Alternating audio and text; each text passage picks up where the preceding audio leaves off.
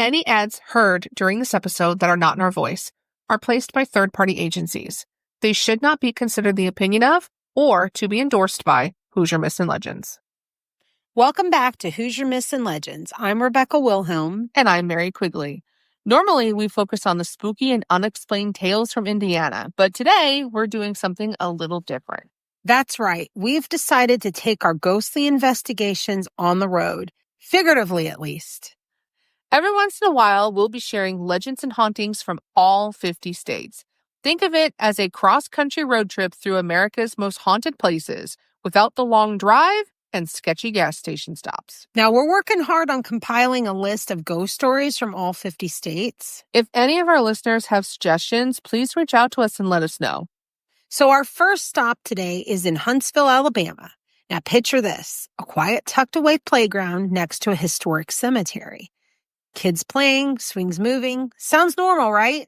Totally normal, except these kids are ghosts. This is the legend of the Dead Children's Playground.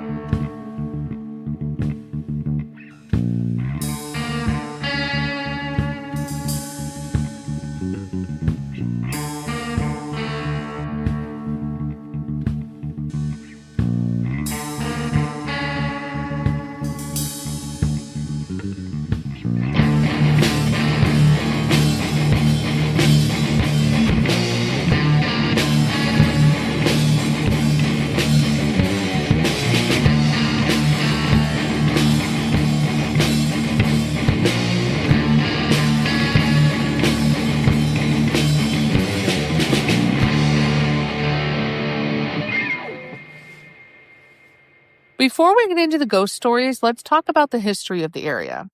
Maple Hill Cemetery is the oldest and largest cemetery in Huntsville, dating back to 1822. It started as a small 2-acre burial ground, but now it covers nearly 100 acres. And it's the final resting place for over 80,000 people. That's basically a small town of the dead. Right? And it's not just everyday folks. There are 5 former Alabama governors buried there, 5 former U.S. senators, and soldiers from both the Confederate and the Union armies. During the Civil War, Maple Hill Cemetery became the final resting place for 187 unidentified Confederate soldiers and a large number of Union troops. As the population of Huntsville continued to grow, so did the cemetery, until it became so full that graves bordered the nearby city park and playground. This place is packed with history, and as we know, history tends to come with a few restless spirits. Exactly. So there's tons of ghost stories that are tied to this cemetery. Some visitors have reported shadowy figures walking amongst the graves, strange whispers, and even the sound of an old rocking chair moving by itself inside of one of these crypts. Which is exactly the kind of thing you would expect to see in a cemetery. Yeah, but the most famous haunted location in the area isn't the cemetery. It's the playground that's right next to it. Because what's creepier than a haunted cemetery?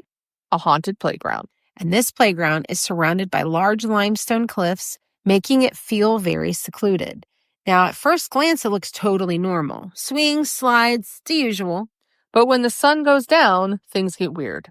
So legend has it that the playground is haunted by the spirits of children who've passed away during the 1918 Spanish flu pandemic. Which makes sense. Huntsville was hit hard by the outbreak. Over 300 people died in October of that year alone, and many of them were buried in Maple Hill Cemetery. Now, people believe that these children's spirits come out at night to play. Visitors have reported hearing laughter, feeling small hands tug on their clothes, and, this is the creepiest part, seeing these swings move on their own when there's no wind at all. Okay, I have to say, if I ever saw that, I'd be out of there so fast. Same. No need to investigate. I'm just out. But people do investigate, and they capture some wild stuff. Now, there are countless photos showing strange orbs of light floating around the playground, which some people believe are spirits manifesting. There are the EVP recordings where people claim to have picked up whispers and even giggles on their audio equipment. Now, one of the best ways to measure a haunted location's reputation is by hearing from firsthand experience, and this place has plenty. Like the story from a Reddit user who was playing on the swings as a kid and suddenly felt like they weren't alone. They didn't see anyone, but they knew something was watching them. Oh, that's creepy. And then there's the group of teenagers who tried to pull a prank with a fishing line, making the swings move to freak out their friends. But before they could even start the prank, the swings started moving on their own. So what you're telling me is the ghost ended up pranking them. Exactly. And here's another creepy one.